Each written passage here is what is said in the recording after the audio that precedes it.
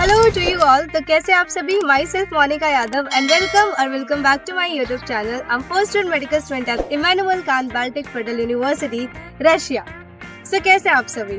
This video is going to be very important because in this video I am gonna tell you कि आपको क्या क्या advantages होने वाले हैं अगर आप रशिया से MBBS करते हैं तो। So watch this video till the end. So first is affordable education.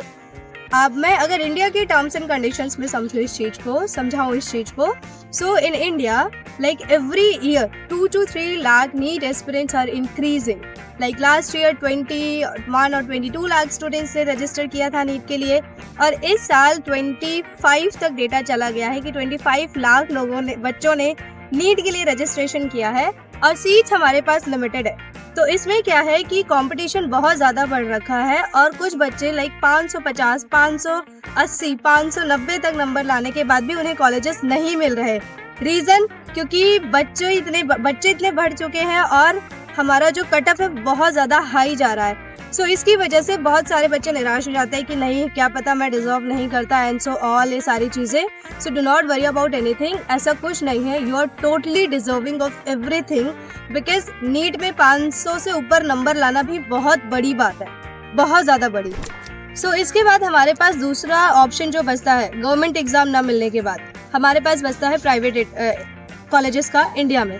लेकिन जो प्राइवेट कॉलेजेस हैं इंडिया में, उनकी फीस आसमान छू रही होती है, और इतनी ज़्यादा फी खर्च करने का कोई मतलब बनता भी नहीं है। एक बार को पर्सन खर्च भी कर दे 80-90 लाख, 1 करोड़ 10 लाख 20 लाख खर्च भी कर दे, लेकिन उसका जो कोर कंटेंट है, उसका जो बेनिफिट है, उसका जो रिटर्न ऑन इन्वेस्टमेंट है, वो भी निकलना चाहिए, पर वो नहीं निकल पाता।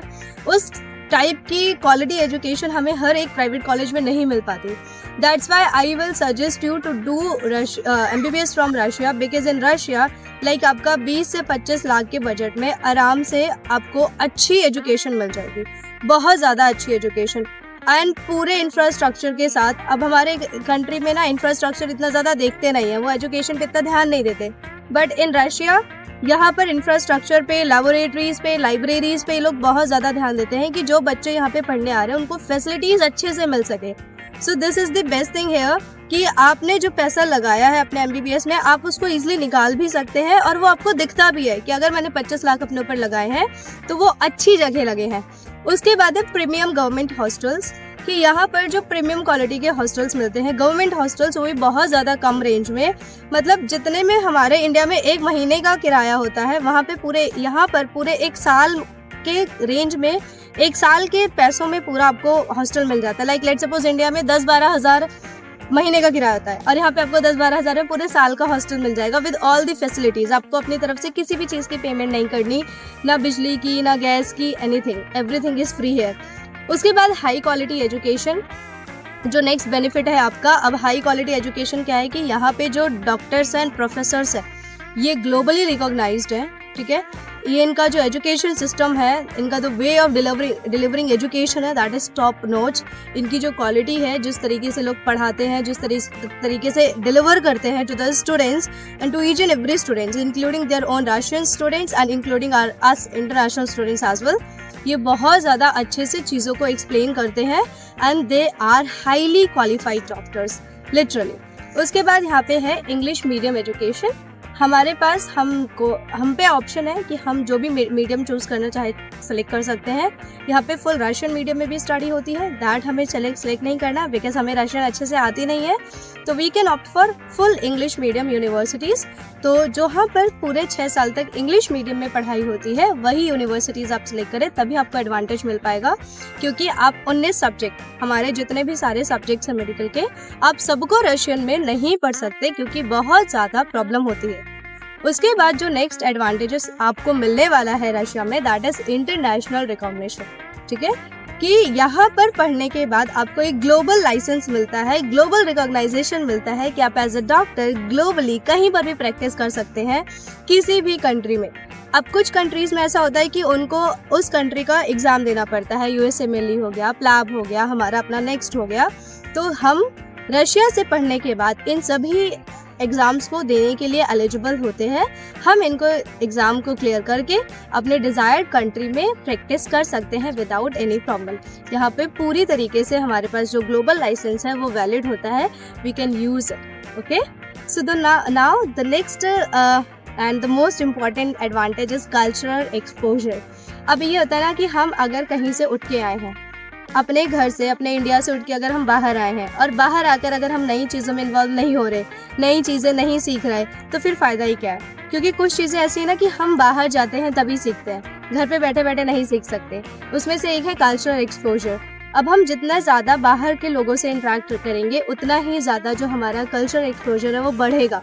अब जितने जैसे मेरे फ्रेंड्स हैं, कुछ किर्गिस्तान के हैं, कुछ उज़्बेकिस्तान के हैं, कुछ चाइना के हैं, बाकी रशियन फ्रेंड्स हैं, तो जब इनसे बात करो ना तो बहुत सारी चीज़ें सीखने को मिलती है, बहुत सारी। They tell us new things, काफ़ी सारी चीज़ें सिखाते हैं, फिर चाहे वो खाने के टर्म्स में हो, चाहे वो उनके डांस या उनके ट्रेडिशनल कपड़ों के टर्म्स में हो, and they are really very friendly including each and every one here. और हमारी जो यूनिवर्सिटी है यहाँ पे हमारे पास कल्चरल प्रोग्राम्स वगैरह भी होते हैं, तो उससे भी हमारा एक इन्वॉल्वमेंट बना रहता है। तो अगर आपको रिसर्च में बहुत ज़्यादा इंटरेस्ट है, अगर आप रिसर्च की साइड भी एक तरीके से सोचना चाहते हैं कि मैं MBBS के बाद रिसर्च में जाना चाहता हूँ या चाहती हूँ, तो Russia is the best country for you, because यहाँ पर रिसर्च सेंटर्स बहुत ज़्यादा अच्छे हैं और ये रिसर्च पे बहुत ज़्यादा अच्छे से ध्यान भी देते हैं। अगर आपको रिसर्च में अपना करियर बनाना है तो you can do it from here. हमारी खुद की यूनिवर्सिटी में 5 से 6 रिसर्च सेंटर्स हैं और हमारे पास क्वेश्चनेयर भी आता है कि अगर आपको किसी रिसर्च में इंटरेस्ट है क्या, if you want to participate in any of them and all. तो if you are interested in research, किसी भी रिसर्च में, whether it's on animals or plants or any human or कोई डिजीज़ से related, क्योंकि हमारी बायो वाली मामा वो खुद एक रिसर्चर है और वो एक न्यूरो से रिलेटेड डिजीज़ पर रिसर्च कर रही है, and which was very great to listen when जब हमने सारी चीज़ें सुनी, तो इट वॉज वेरी नाइस कि हमें कोई रिसर्चर पर्सन पढ़ा रहा है। तो एज आई टोल्ड यू, यहाँ के जो टीचर्स होते हैं हाईली क्वालिफाइड होते हैं। तो अगर आपको रिसर्च में कोई अपना बनाना है career, so you can opt for it, it's very good. And the next is practical training, because यार वही ना, थ्योरी चाहे कितना भी कर लो, जब तक प्रैक्टिकल एक्सपोजर नहीं होता तब तक चीज़ें समझ नहीं आती। So they are really focused on practical exposures, practical चीज़ें उस पर जितना भी हमारा सारा होता है उसमें हेल्प करते हैं। हमारा हर एक लेक्चर का पहले थ्योरी पोर्शन होता है, फिर हम उससे रिलेटेड प्रैक्टिकल करते हैं, एक्सपेरिमेंट्स करते हैं, बिकॉज जो चीज़ें हम खुद से देख रहे हैं, रियल लाइफ एक्सपीरियंसेस ले रहे हैं, वो ज़्यादा अच्छे से हमें समझ आती है।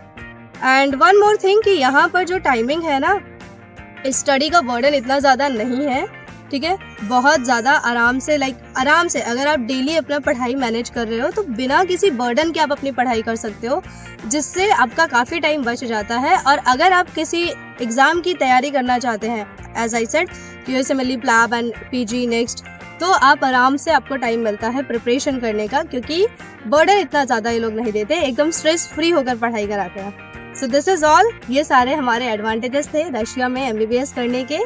And if you have any doubt, you can leave your questions in the comment section. I'll be there replying you. And thanks for watching this video, and please do share with all your friends and subscribe to my channel. मिलते हैं next video में, bye bye.